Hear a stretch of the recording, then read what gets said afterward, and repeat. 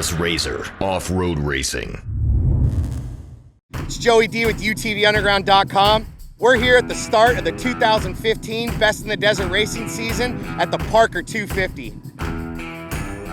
55 UTVs are lining up to take on this race. If that's not a sign that this is the fastest growing class in off-road racing, I don't know what is.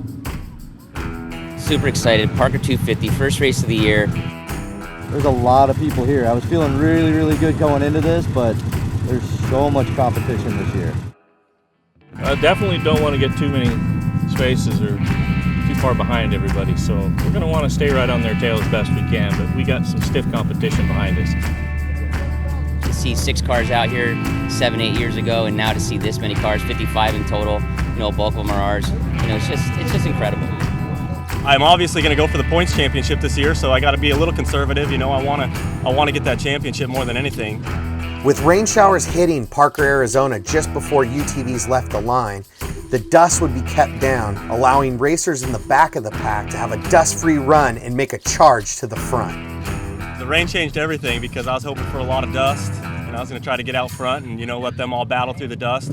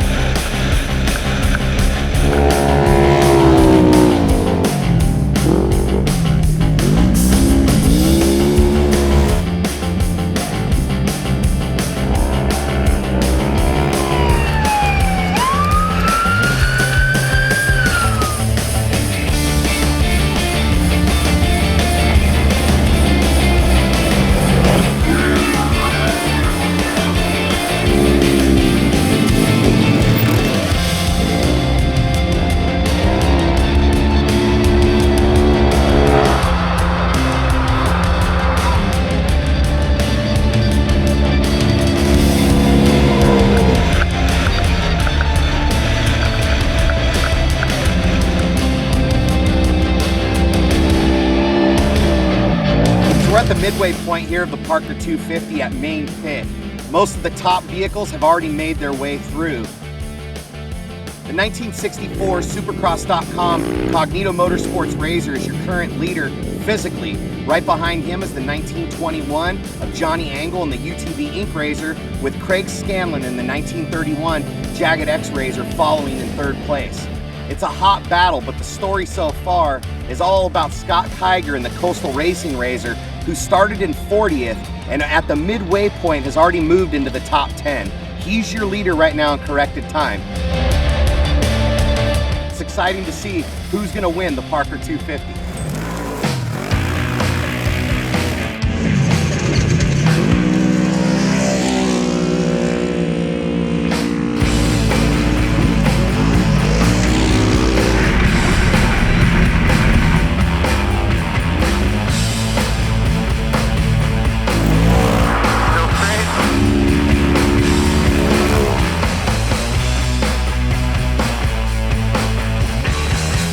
After working his way into the top 10, Scott Kiger would fall victim to a mechanical.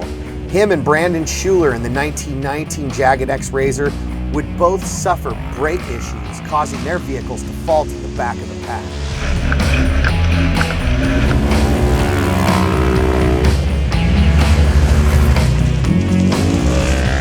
As competitors made their way through the final miles of the race, it would be John Angal in the 1921 UTV Inc. Polaris RZR that would take the checkered flag. I hope to bring it the whole season. This is our first Best in the Desert podium.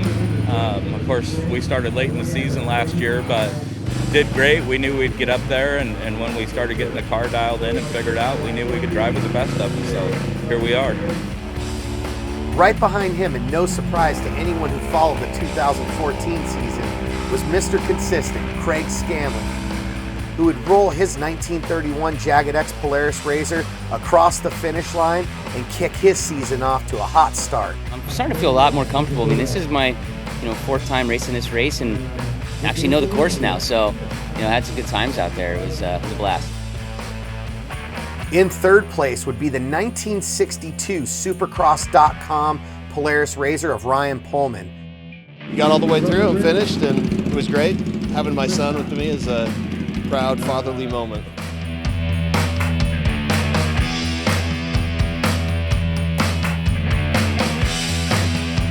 On behalf of UTVUnderground.com, we want to thank all the teams and racers representing UTV Underground on and off the racetrack.